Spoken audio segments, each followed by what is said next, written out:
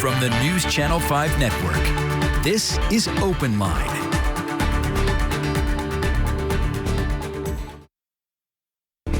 Good evening, everyone, and welcome to Open Line. I'm Carrie Sharp. I'm glad to be back with you after a couple of weeks off from the show. Tonight, we are talking about term limits. When it comes to our lawmakers, I would love to hear your thoughts on that.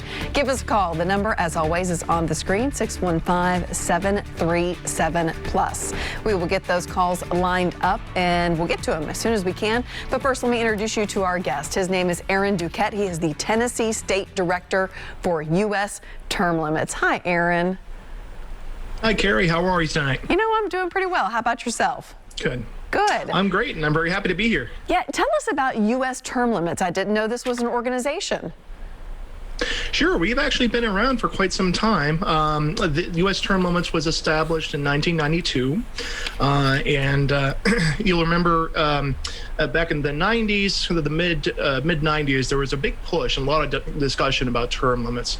And U.S. Term Limits at its inception worked to get a lot of ballot initiatives in the states going so that the voters in the state legislatures would pass laws not only passing state level term limits, but also legislation that would term limit a state's own delegation to Congress.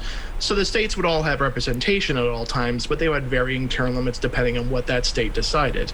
So actually about 23 states, actually 23 states passed some form of legislation like this to term limit their own delegations to Congress, which is substantial movement in just about 3 years. But what happened was that in 1995, there was someone that wasn't very happy with this law. There's an Arkansas law like this, and it was challenged all the way to the Supreme Court. And in a Supreme Court case that we were a party to, U.S. Term Limits versus Thornton, in a 5-4 split decision, it was ruled that all of those laws in the 23 states which put term limits on their own delegations to Congress were unconstitutional. And they ruled that only a constitutional amendment, which applies across the board to any state and any representation in any state, could put term limits on Congress. So how do we get a constitutional amendment if that's what the majority of voters want, are term limits? Yeah, so we're bound to follow what the Supreme Court has told us, right? So we have to get a constitutional amendment. And the Constitution tells us how we can get constitutional amendments. In Article 5 of the U.S. Constitution, it's outlined two ways for proposing amendments and two ways for ratifying amendments.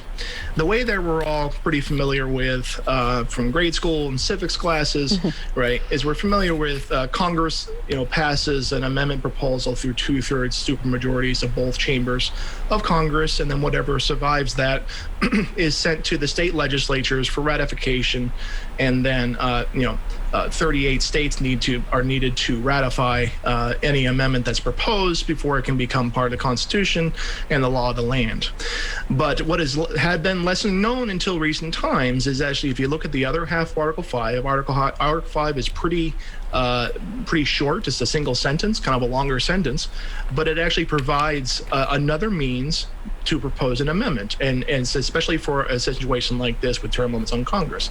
What it provides for is that when 2/3 of the state legislatures, today that's 34 of the 50 states, pass a resolution,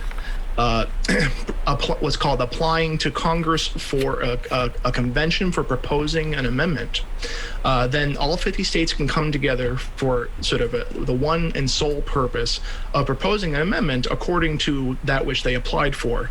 So our organization supports legislation in the state legislatures that when 34 of the states have passed the resolution, then all 50 states can come together to propose a congressional term limits amendment proposal. And just like Congress can anytime they can propose amendments, which then get sent to the states to be ratified, so the states can actually come together pursuing this to draft that amendment and then send it back to their own state legislatures to be ratified and become part of the law. That is a great explanation to kind of help us jump into this conversation. It is also a lot to digest. So let's get to the phone lines really quickly, and then we will jump in and dig a little bit more. Lucy is on the line. Good evening, Lucy. Thank you for getting us started. Hey, y'all. Hi, go ahead. Well, I've got a couple of questions. The first question is, I've got three.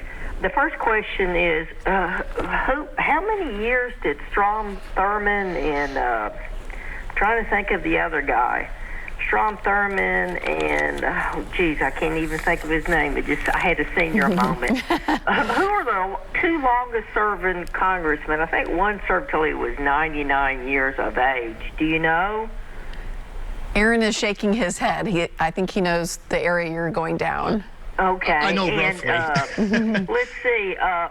My next question, are you a constitutionalist? Okay. Do you have a third question? Go ahead and ask your third, and then we'll answer them. I didn't get his response. Well, we'll do it all together, so go ahead and ask your third question. And my last question is, are you a libertarian organization? And I'll hang up and take your response offline. Okay, thanks, Lucy. Good to hear from you tonight. Go ahead, Aaron. So those are really good questions. So I'll start with the third one. We are a nonpartisan organization, and thoroughly so. We have on our team at U.S. Term Limits people from all political persuasions. We do have libertarians, but we have Republicans, Democrats, Independents, it's really all over the map. And that's what's unique about this issue. Is it's a uniquely nonpartisan issue. If you look at the polling, it bears out. Actually, it doesn't matter if you're a Democrat, Republican, Independent. It's through the roof, the approval of term limits on Congress. And so my answer is, we're dealing with a nonpartisan issue, and really it's sort of beyond ideology, this solution. It's kind of a more of a, sort of middle of the road kind of common sense reform. As to am I a constitutionalist? Heck yeah, I am, because we're trying to use the Constitution in order to rectify what we see are some of the problems in Congress. So absolutely, we stand by the Constitution, and that's why we want to use that Constitution to the advantage of the country. We see the incredible. Just turn on, your news out of Congress any given day. It's infuriating, and it doesn't matter what party you're in. People are pretty fed up with what they've been seeing for decades now, and Congress is kicking the ball down the road, again and again on very difficult issues, and it's just refusing to address those. And as far as Strom Thurmond, I don't know the exact amount of time. I know it was over 40 years, if not pushing 50. And there's been several other examples of that, throughout Congress, and actually that are still in Congress today. You have Mitch McConnell, that's been in there since 1985. Patrick Leahy's been in since 1974. You name it, there's a whole list. I think that should answer your question. Yeah, let's back up just a little bit, because I want to bring everyone up to speed that there are no term limits on our U.S. representatives and senators. They serve terms, but they can keep running. That's right, and like we have term limits on the presidency, right? What happened is George Washington sort of set a precedent by stepping down and not running for a third term, and that was really well regarded and respected for well over 100 years in our nation's history. And so that was sort of the Washingtonian example that presidents would follow, that we would not essentially have an elective king here in the United States. And so he stepped down so that others can have that chance to have some fresh blood there.